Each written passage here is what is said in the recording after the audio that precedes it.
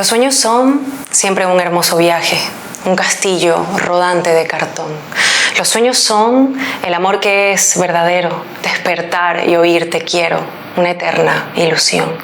Los sueños son ser muy grande y ser pequeño, esas cosas que el empeño nos permite conquistar, porque quién sabe si ganar no es siempre. Lo mejor yo a veces me he salvado por ser un buen perdedor. Los sueños son ser loco con cordura, comer sin dentadura, bailar tango en un pretil. Los sueños son esos miedos que torturan, oír la misa sin el cura, hacer milagros sin Jesús, porque quién quita si la luz no es lo único que alumbra. Yo recuerdo haber visto tumbas con bar y tragaluz. Los sueños son ver llover en un desierto, ver a un padre que haya muerto, ver a un niño sonreír, porque quién quita si morir termina siendo un sueño.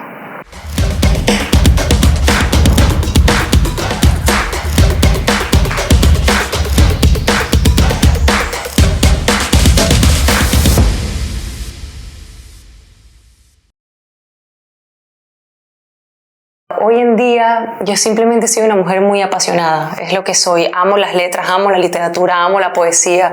Entonces, antes de decirte que soy escritora, que soy poeta, que me gusta la música, realmente soy una mujer apasionada donde todos los días lo primero que hago tomándome el café en las mañanas es leer. Entonces, yo no sé quién fuese yo sin la lectura, sin la literatura, sin un poco de poesía. Entonces, soy una mujer que ama mucho a su familia. Soy muy unida a mi familia, a mi esposo, a mis mejores amigos, a mi equipo de trabajo, y una de las cosas que me levanta también todas las mañanas es esa pasión por, no sé cuándo se va a acabar la vida, así que el día de hoy quiero vivirlo al máximo, ¿me entiendes? Así el día no sea tan lindo, porque hay días que no son bonitos. Así que bueno, creo que eso soy yo, un poco, en resumen.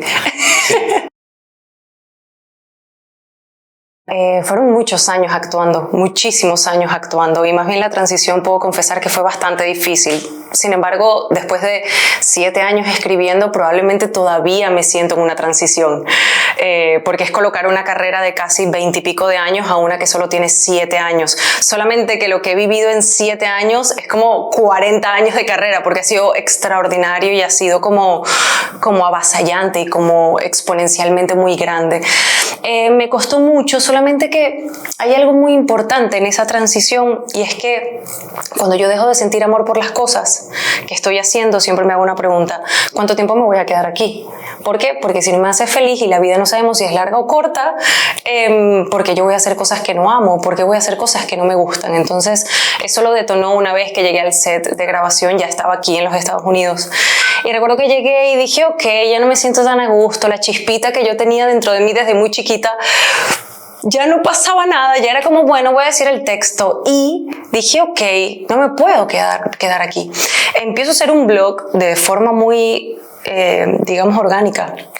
Y me di cuenta que podía ser yo, y que empezó a crearse esa chispita y algo dentro de mí que yo desconocía por completo. Entonces ahí fue donde empecé a preguntarme: ¿voy a actuar por el resto de mi vida? Y la respuesta fue no. Y dije: ok, tampoco sabía que quería escribir por el resto de mi vida. Eso te lo puedo decir ahorita 8 años más tarde. Pero en ese momento era, estoy escribiendo y me siento muy bien. Entonces empecé a escribir. Realmente yo confirmo que la escritura, la filosofía, la poesía, la música va a ser parte de mi vida hace 3 años atrás. No hace ya 8 años. Pero bueno, fue una transición compleja, pero le doy gracias a Dios por esa transición, porque sí me veo siendo una señora como de 90 años escribiendo libros, ¿me entiendes? Yo siento que fue la forma en la que me criaron. Yo no vengo de una familia, aunque mi papá fue un actor muy famoso, y cuando digo su nombre hay personas que dicen: hey, yo conocí a tu padre. No, yo no vengo de una familia de mucho dinero, ni vengo de una familia con muchos recursos como para decirte que todo fue fácil, todo lo contrario. Mi papá, siendo uno de los primeros actores, no teníamos mucho dinero, vivíamos alquilados. Hay veces que no nos alcanzaba para hacer el mercado completo en la casa. Entonces yo siento que esa forma en la que fui criada, de que una la opción más grande que tenemos en la vida y probablemente la única es siempre seguir adelante, pase lo que pase. Entonces, creo que ya ahorita a mis 32 años puedo redefinir un poco el miedo. Puedo decir, ¿el miedo existe realmente? ¿El miedo dónde está? ¿Cómo lo trabajamos? ¿Qué hacemos con él? Yo siento que simplemente es como una sensación que existe y tú decides qué hacer con ella. ¿Ser un poco más cobarde o realmente ser el héroe de tu película? ¿Me entiendes? Y siento como que... dicen a veces, si tienes miedo, hazlo con miedo, ¿no? Sí, exactamente. Lo que pasa es que es complejo porque yo no te puedo decir que yo tuve un miedo que me paralicé y dije no lo voy a hacer. Fue todo lo contrario. Yo simplemente me criaron y conocía que la única forma que podía continuar en mi vida era haciéndolo. ¿Me entiendes? Entonces, para mí el miedo no representaba como tengo miedo y si fracaso. Eso no estaba en mi cerebro porque papá y mamá siempre fueron, si no hay comida hay que salir a buscarla. Si no hay que hacer esto hay que salir a trabajar. Entonces, siento que esa forma que criaron a mi hermana y a mí, que nos vieron, nos plasmaron la vida, como decir, hey, la vida no es solamente el título de que papá es un gran actor o que mi mamá es una gran abogada. No, es lo que realmente pasa en la vida. Ya empiezas tú a redefinir el fracaso, el miedo, las inseguridades y todas esas cosas que a veces tú dices, ¿de verdad me voy a detener ahí? Entonces, ¿lo tuve? Probablemente sí. ¿Me detuve? No. Mira, yo siempre le digo a la gente que lee mis libros, sin embargo eso está en Nunca pierdas la fe, que converso con ellos, le digo, mira, no sabemos cuándo se acaba la vida. Yo creo que eso es algo muy importante. Tú puedes ser una persona saludable y puedes estar hoy bien, pero de repente pasa lo que le pasó a papá. Papá era una persona completamente saludable, pero ya la forma en que partió no dependía de él. ¿Me entiendes? Fue otra persona que decidió eso. Entonces yo siempre digo, ¿tú sabes cuándo se acaba la vida? No, me encantaría vivir mucho. Ok, ¿cómo te sientes hoy en día? No, hay mucha queja, hay mucho dolor, hay mucho caos, hay mucho conflicto. Digo, ¿quieres vivir así el poquito tiempo que te queda? Es decir, ¿y si te quedan 24 horas? ¿Me entiendes? Entonces la pregunta es, como no sé cuándo se acaba, y de verdad no quiero que en el momento que se acabe yo decir, esa vida que viví no sirvió, vamos a pensar, no constantemente porque nos podemos deprimir, hay que tener cuidado con ese pensamiento, no podemos tenerlo siempre, pero de repente en esos momentos de conflictos, en esos momentos que uno entra como que, mira, a mí las cosas no me van a salir bien o no las merezco, o capaz el duelo que estoy viviendo es muy complejo, mi empresa no cumplió los números que yo quería que cumpliera, es decir, pregúntate, ok, ¿me voy a dar mala vida por esto o voy a accionar y voy a mejorar las cosas? ¿Tienes que ir a terapia? Ve a terapia. ¿Tienes que meditar? Ve a meditar. ¿Tienes que hacer deporte? Haz deporte. Come mejor. Es decir, hay millones de cosas que tomando acción y entendiendo que no sabemos cuándo nos vamos a partir, probablemente puede mejorar el sentimiento que está dentro de ti. Ojo, yo no soy psicólogo, yo no soy coach, yo no soy nada de eso. Eso es un poco lo que yo hice en el momento que viví. Mira, la realidad ni sabía porque yo tuve un sueño con mi padre en el 2018, finales del 2018, donde él me dice, mira, hay que empezar a escribir un libro. Y yo le digo, en este sueño, imagínate, esto fue un sueño. Y yo le digo a él, ¿qué libro, papá? Es momento de hacer un libro porque yo necesito que le digas a la gente que la muerte no existe. Y yo en este sueño me reía y le decía, papá, a mí nadie me va a comprar ese libro. Él me dijo, hay que empezar a escribir. Y yo recuerdo, estaba en Colombia con mi esposo, él estaba haciendo algo de unos papeles. Y cuando regresamos a Miami, yo le dije, mi amor, yo voy a empezar a hacer este libro. No sé por dónde hay que empezar, pero yo lo voy a empezar a plasmar. Nunca pierdas la fe empieza como una biografía. Yo creí que él quería que yo hablara de él y que lo homenajeara un poco. No me sentía capacitada para hacer ese libro. Sin embargo, todavía no me siento capacitada para hacer muchas cosas en la escritura. Siento que sigo en crecimiento. Pero yo dije, bueno, si el viejo me dijo que hay que escribir, voy a escribir, ¿me entiendes? Y lo interesante es que cuando sale ese primer capítulo de Nunca pierdas la fe, después que tuve todo ese proceso de que si era una biografía, que no, que la biografía solamente lo va a leer personas que conocen a papá y los que no, ¿me entiendes? Entonces por eso se convierte en una novela. Cuando nace el primer capítulo empiezo a tener yo sueños muy recurrentes con él, donde estábamos en la casa de nosotros allá en Guatire, en Venezuela, y él me decía, mira, en este capítulo tienes que hablar de esto, en este capítulo tienes que hablar de esto. Entonces imagínate yo de madrugada, ahorita lo cuento con una sonrisa, hace 2 años estaba en crisis y me paraba yo de madrugada y grababa notas de voz y decía, mira, mi papá me contó esto y esto y esto, y cuando me paraba a las 7 a tomar el café, decía, yo estoy loca, ¿me entiendes? Entonces Nunca pierdas la fe se convirtió hasta ahora en uno de los libros más hermosos y más importantes que he escrito. Es oficialmente mi primera novela basada en la vida real, tiene 7 capítulos. Evidentemente el protagonista es papá. es una persona que asesinan en el 2007, pero hay otros protagonistas dentro de esa historia que viene siendo mi mamá, mi hermana, el actual esposo de mi hermana y yo. Entonces, toda la película, por decirte así, toda la novela se basa en qué pasa en el momento del impacto, cómo se siente la familia. Quizás por mi pensamiento un poco filosófico y digo yo existencial, hay mucha filosofía dentro de esa novela y termina un poco en nunca pierdas la fe.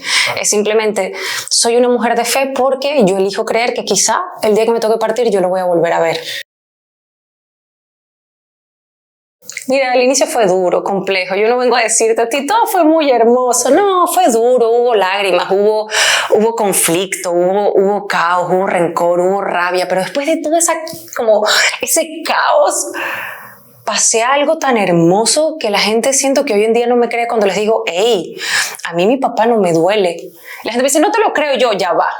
Una cosa es que yo extraño al viejo y lo extraño en Navidad o cuando viene un libro y le digo, ay papá, me encantaría hablar contigo, te extraño profundamente y probablemente lo extraño todos los días de mi vida. Pero ese dolor que está aquí como en la boca del estómago que no te permite respirar, ese dolor sufrió como una especie de metamorfosis y se ha convertido en lo más hermoso que es. Empecé a escribir poesía. Yo hago mi primer poema en Nunca pierdas la fe 1, un poema que se llama 24 horas, que es una despedida, papá.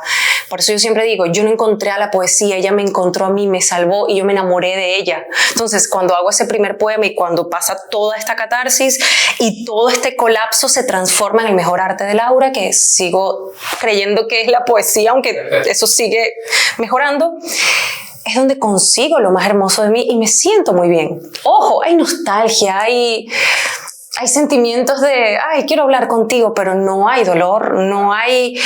Sin embargo, Nunca pierdas la fe nació en el 2021. Y yo desde finales del 2021, ya a principios del 2022, yo no he llorado nunca más a papá. Me he reído con él, bebo vino con él, le digo, hey papá, mira estos poemas. Es decir, hubo una transformación real y eso es lo que yo he querido llevar a mis poemas. Y por eso siento que tengo muchas ganas que las personas lo escuchen. Te puedo decir que es como raro. Es decir, de repente dices, hey, por ejemplo, Nunca pierdas la fe tiene afuera ya más de 8.000 ejemplares vendidos y de repente dices, 8.000 personas están leyendo tu vida. Es raro, te sientes muy rara, pero también yo cambié un poco la perspectiva de que si te muestras vulnerable, si te muestras caótica y si muestras quizás todas las cicatrices que están dentro de ti, la gente te va a rechazar. Y en mi caso ha sido lo contrario. Mientras realmente he sido yo como soy, con mis errores, con quizás palabras a veces mal escritas, mal dichas, siempre mejorando, con todas estas cicatrices como cualquier ser humano, me he ganado un público tan hermoso, un público que nunca había leído un libro y busca el libro, que nunca había escuchado un poema y van a los shows poéticos y dicen, Dios mío, ¿por qué no conocía la poesía antes? Imagínate ir a un concierto poético. Vas a escuchar a Joaquín Sabina, por ejemplo. Es un gran poeta, por cierto, y cantante, pero él llega, pero él puede cantar, él puede tocar su guitarra, él puede quizá tocar un piano. En este caso, imagínate lo mismo, con la misma energía hermosa que puede mostrar un Sabina, que puede mostrar cantautores extraordinarios, quizá también como Simón Díaz, personas que tenían esa intensidad en la palabra y la querían guardar y decir, hey, yo quiero decir algo que llene más allá del entretenimiento. Es lo mismo, solo que yo recito poesía. Entonces, tenemos músicos en vivo, tenemos lo mismo que puede tener un cantante, solamente de verdad estamos recitando poesía y hoy en día la gente se detiene y dice, no sabía que esto era poesía. Tranquilo, yo pasé por lo mismo, yo tampoco sabía que eso era poesía, te lo juro. Mira, a veces de cosas mías internas. Hay muchas, por ejemplo, ahorita en la creación del nuevo álbum, estoy haciendo oficialmente mi primer álbum de poesía y música. Hay muchas cosas personales, quizá dolores que he guardado y no he podido sacar, quizá por pena en algunas cosas. Hay cosas muy bellas de la vida, como aprovechemos la vida, algún poema que me inspire de forma muy existencial. Quizá mi esposo, quizá mi familia, quizá la misma literatura. Yo voy como buscando también, inspirándome de muchas cosas. Yo no te digo, bueno, en ejemplo de Nunca pierdas la fe le inspira papá, ¿me entiendes? Eso es, hay una figura, pero La vida del escritor y la vida del poeta es muy extraña y es muy confusa. Porque si bien es cierto, uno puede tener la disciplina de escribir todos los días y de hacer de eso tu trabajo diario, decir, hey, yo voy a escribir. Borges dice algo extraordinario, cosa que le voy a citar esas palabras, que el poeta es poeta todo el tiempo. El poeta no trabaja de 7 de la mañana a 5 de la tarde, ¿me entiendes? De repente un domingo que tú crees que vas a estar libre, te sientes asaltado por la poesía y por eso te digo, a mí me inspira cosas que pasan en mi vida, dolores que tengo, conflictos y hasta felicidades. No todo es malo. No quiero que la gente crea que todo es doloroso y tal. Perdí la fe hace muchos años, evidentemente en el momento del conflicto de papá. Sin embargo, yo tampoco sabía que era una mujer de fe. Con el tiempo comprendí que sí, que ella estuvo conmigo, solamente no la tenía presente. Hoy en día he evolucionado a lugares muy hermosos. ¿Por qué? Porque hace, por ejemplo, 4 meses, mi esposo perdió a su padre.